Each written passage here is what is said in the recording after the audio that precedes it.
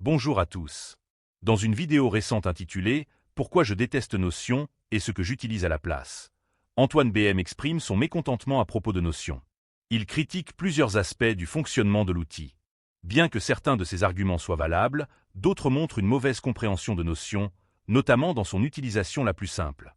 Aujourd'hui, je vous propose de discuter de façon constructive des critiques émises par Antoine BM.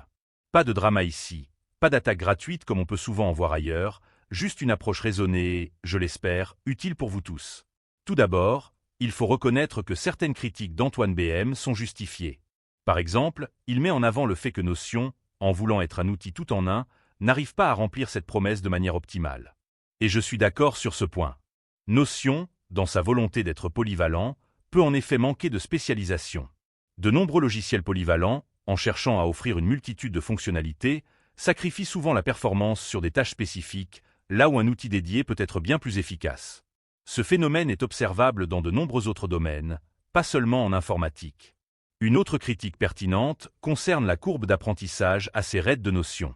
Antoine BM fait bien remarquer qu'en ce qui concerne Notion, bien qu'on le présente comme simple, sa richesse fonctionnelle peut rapidement dérouter les nouveaux utilisateurs. Et c'est vrai.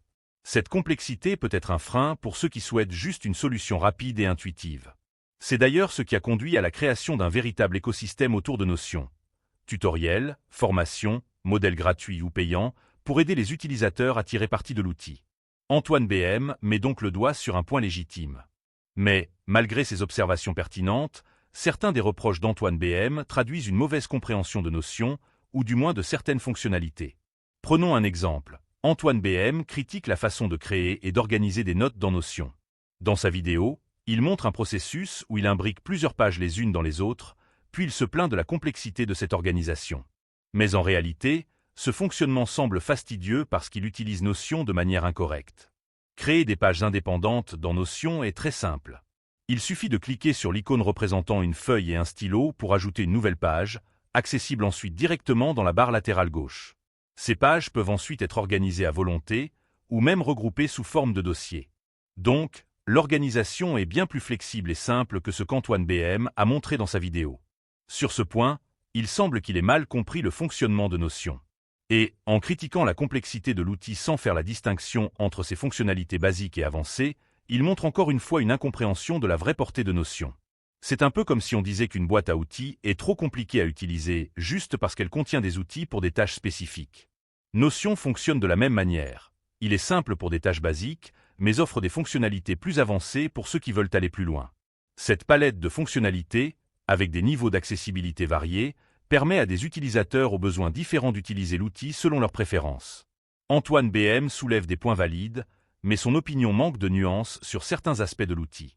Antoine BM propose aussi des alternatives, comme des applications plus légères et spécialisées pour la prise de notes ou la création de cartes mentales. On peut aussi se tourner vers d'autres alternatives, comme le bloc-notes Basket sous Linux ou Freeplan pour les cartes mentales. En réalité, le choix d'un outil dépend avant tout de vos besoins. Il n'y a pas d'outil parfait. Ce qui compte, c'est de trouver celui qui répond à vos attentes. Et il n'y a pas de meilleure façon de savoir si Notion ou un autre outil vous convient que de les tester vous-même. En explorant les différents outils disponibles et en les confrontant à vos besoins réels, vous pourrez vraiment comprendre lequel vous convient le mieux. Ce qui marche pour une personne ne fonctionnera pas nécessairement pour une autre. L'essentiel, c'est de trouver l'outil qui s'adapte à votre manière de travailler, et non l'inverse. Alors, dites-moi dans les commentaires ce que vous pensez de Notion, ou même d'autres outils que vous aimez utiliser. Et si cette vidéo vous a été utile, un j'aime et un abonnement sont toujours appréciés. À bientôt pour de nouvelles vidéos.